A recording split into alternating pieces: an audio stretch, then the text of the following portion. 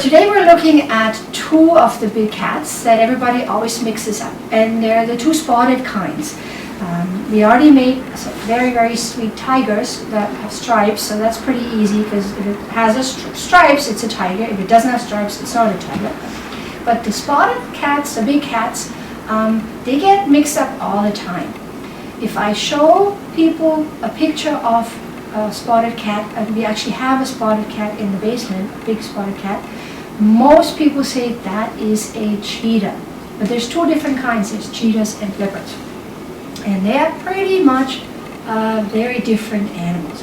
Now, this one is a cheetah, and that one is a jaguar. Jaguars are leopards, except they live in South America, but they're pretty much the same animal.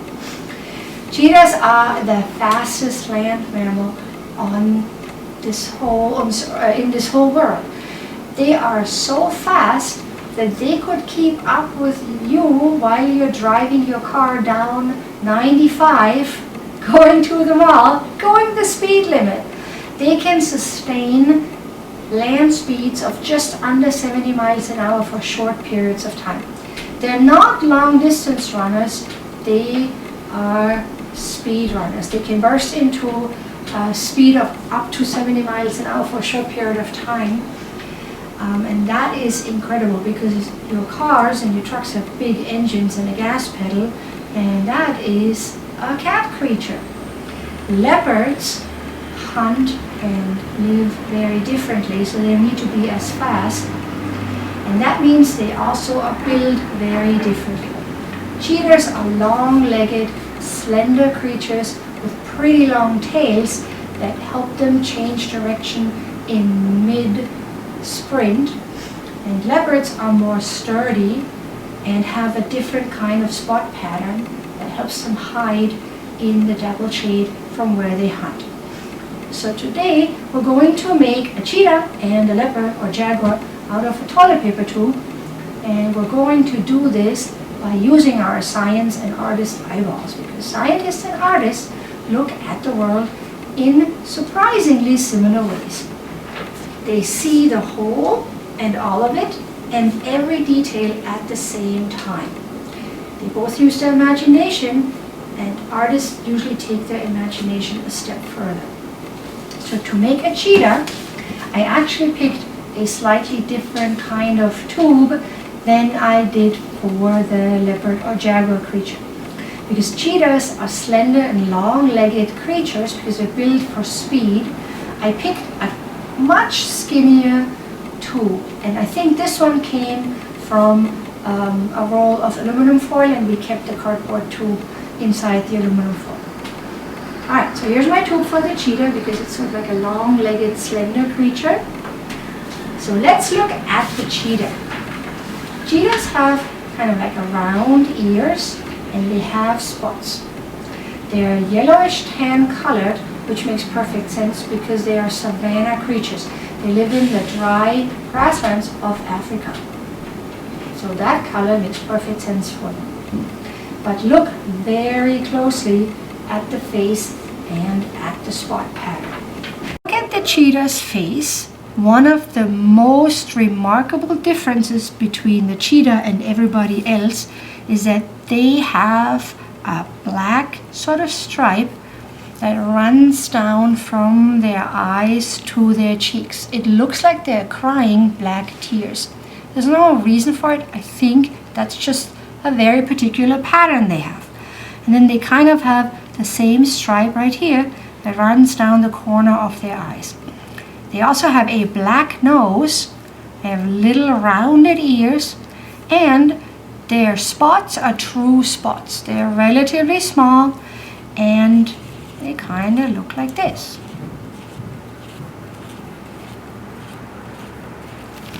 Alright, so if we take our tube and we think about what the face of a cheetah looks like, I think I'm going to start with colored paper. I think I'm going to start with yellow.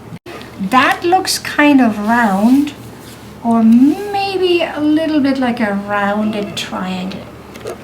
So I think I'm going to go with something in between.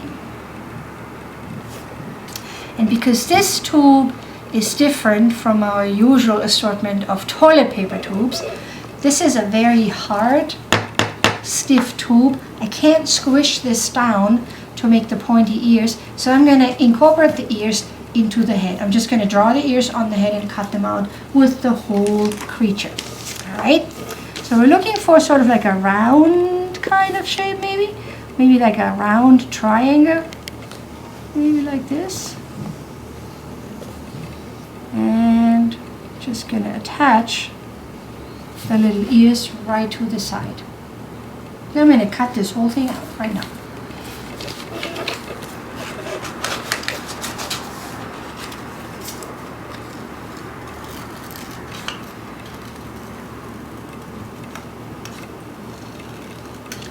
Alright.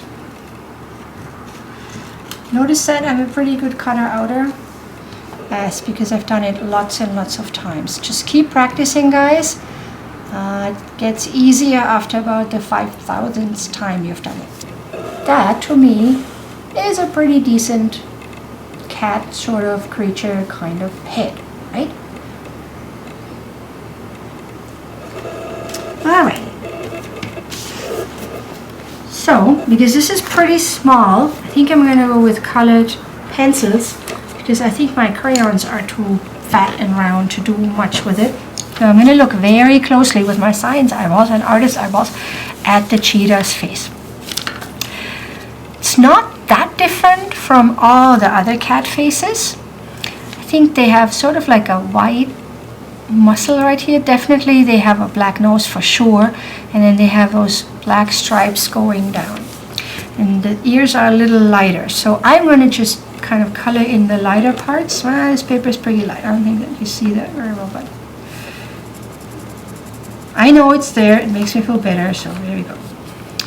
And this is white. If I wanted to, I could cut out a teeny tiny little white circle. Ooh, why not? Oops.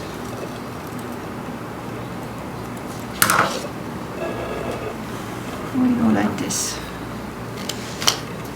Right now, this could literally be anything. This could even be a bear.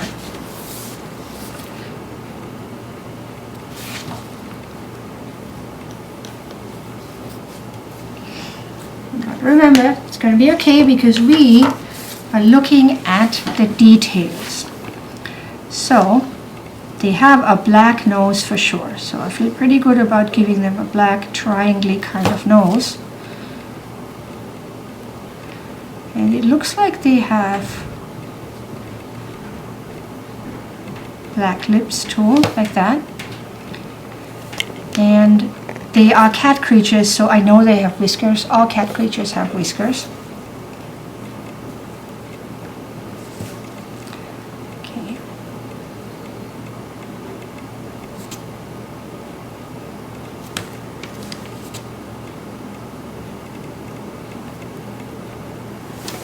And what makes a cheetah, what does a cheetah have that the other cat creatures don't have?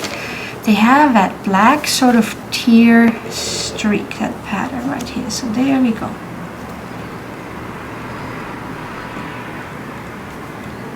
And it also comes down this way. And already this looks much more like a cheetah than the other cat creatures.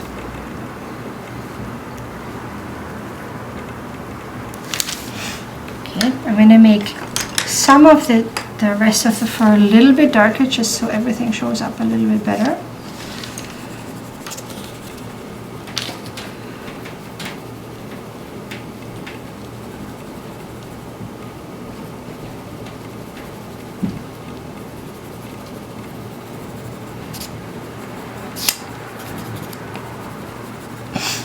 And there are some little spots, so we're going to put in some little spots.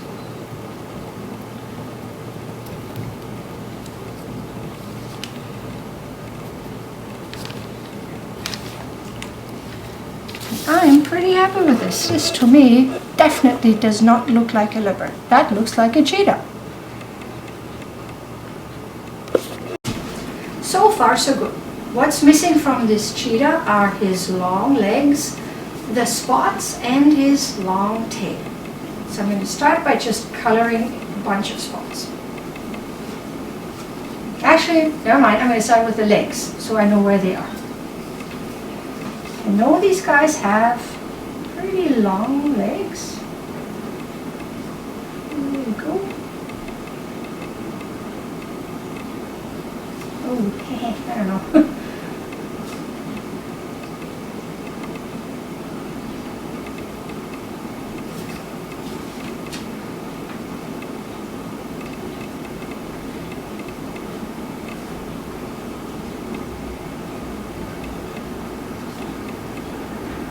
There you go. And lots of spots. Please.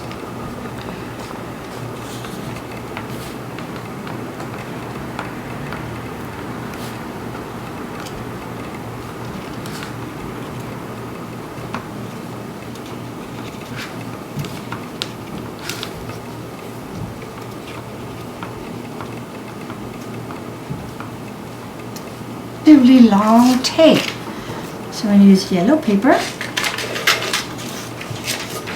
And again, you don't see the tail here, but you can, I bet you can find pictures of cheetahs and find what the tails look like.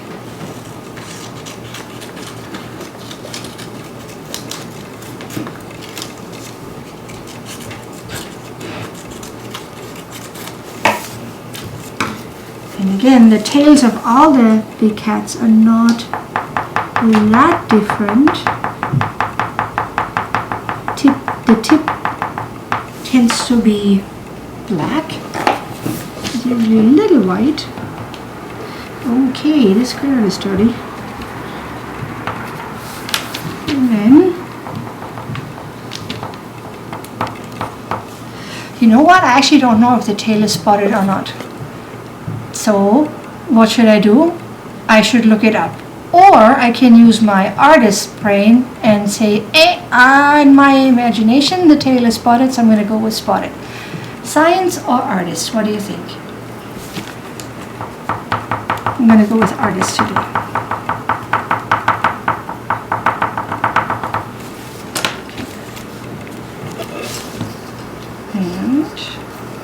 And there you go. One long-legged sprint hunter, cheetah of the African savanna. I'm going to show you how to make a face that's a little bit simpler, because I know this is a little bit fussy. So we'll start with a circle again.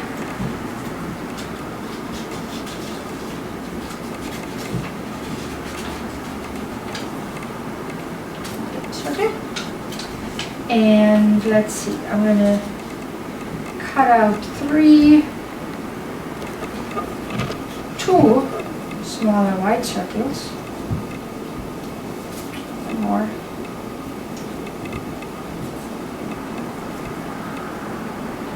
I'm going to cut one of them in half. Snip.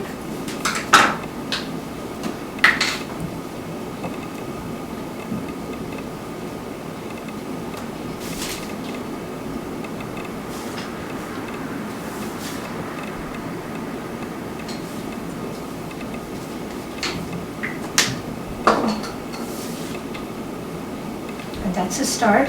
Right now this could be anything. This could be the amazing invisible banana bear, because it's the same basic shape that these creatures have. So let's make sure everybody recognizes it as a cheetah. And what do you need? A black nose, two eyes, and the black tear stripes.